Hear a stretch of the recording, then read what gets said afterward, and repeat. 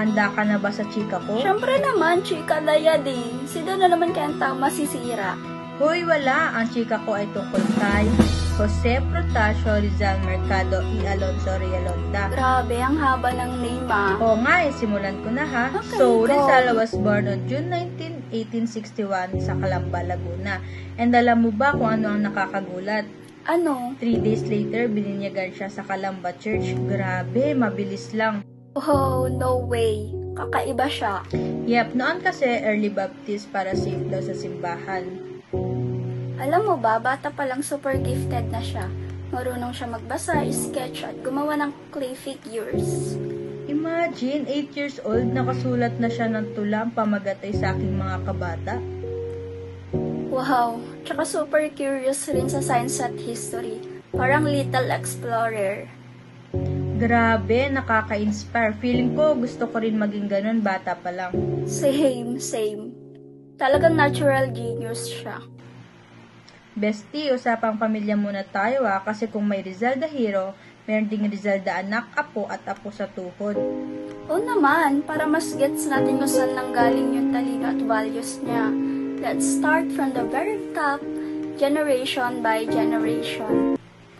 Unahin natin ang tatay ni Rizal, si Don Francisco Ingracio Rizal Mercado y Alejandro. Ipinanganak May 11, 1818 sa Binyan, Laguna at namatay January 5, 1898 sa Manila. Tahimik, disiplinado at may lahing mistiso, Chinese. Sunod naman yung nanay niya na si Doña Chodora Alonso Realonda y Quitos. Pinanganak noong November 9, 1827 sa Santa Cruz, Manila, namatay noong August 16, 1911. Matalino, mapagmahal at may lahing Kastila at Tagalog. Siya nang nagturo kay Rizal paano magbasa. Punta muna tayo sa side ng tatay, si Juan Mercado y Alejandra. Taga Laguna, may lahing mestizo, Chinese, may lahing Tagalog, walang eksaktong birth at death records. Sunod naman si Rila Alejandra y de la Cruz, taga Laguna, may lahing Tagalog, may lahing Chinese mestizo, kulangan din ng records niya. Lipat tayo sa side ng nanay.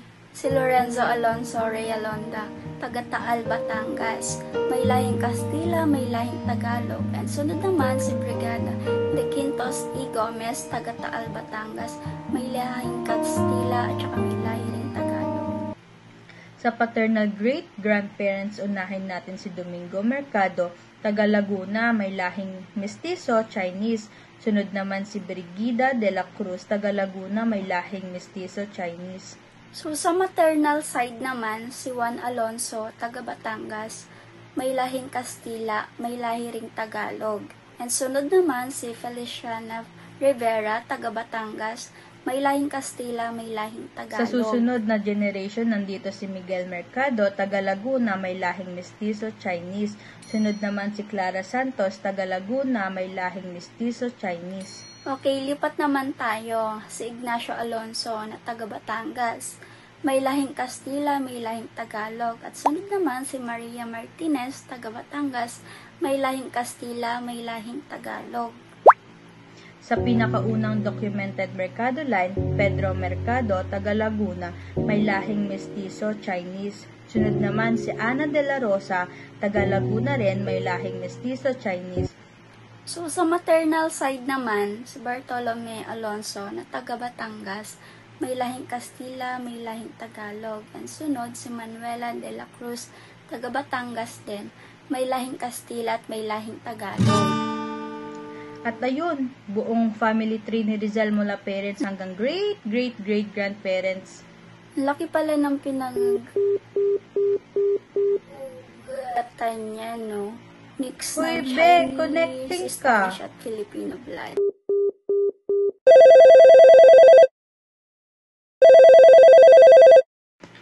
Hoy, ba't bigla ka namang nawala? Yung wifi kasi sobrang bagal. Tuloy na Nako. natin. Okay, go. Sa education na. Sa edad na 11, nag-aral siya sa Ateneo Municipal de Manila at nagtapos bilang top student. At pagkatapos, University of Santo Tomas sa Manila. Pero medyo di siya satisfied sa system. Kaya nag-Europe siya, Universidad Central de Madrid, nag-aral ng Medicine at Philosophy. At Dito rin niya na-experience yung iba't ibang culture, language, at science na naki-inspire sa mga writings niya. Sa Europe, nanirahan siya sa Madrid, Paris at Heidelberg, nakipagkilala sa intellectuals. Nakilala rin niya sina Marcelo H. del Pilar at Ferdinand Blumentritt. Dito niya sinimulang isulat ang Nolimitang Here at El Filibusterismo tungkol sa katiwalaan at kolonyal sa sistema sa Pinas. Bukod sa novels, sumulat siya ng tula, sanaysay at artikulo sa pahayagan. Mahalaga ang gawa niya kasi nagmulat sa Pilipino tungkol sa karapatan at kalayaan. Linguist rin siya, nakapagsalita siya ng 22 languages. Mahusay siya sa science at arts. Noong 1892, exiled siya sa Dapitan. Tinuruan din niya ang tao sa agriculture at practical skills. Pero sad news, December 30, 1896, pinatay si Rizal sa Bagumbayan. Pero matapang siyang hinarap ang death at iniwan ang malalim na influence sa Pinas.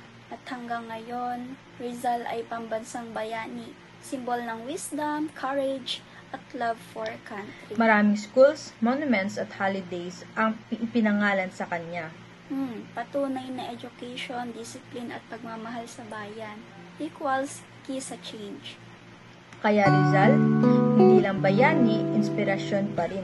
Grabe, dami nating natutunan tungkol kay Rizal. Nga mula pamilya, education, travels, works, hanggang legacy. Pero bago ko i-end tong call, ano sa lahat ng sinabi natin, anong favorite na fact or story tungkol kay Rizal? Siguro yung bata pa lang nakasulat na siya ng tula.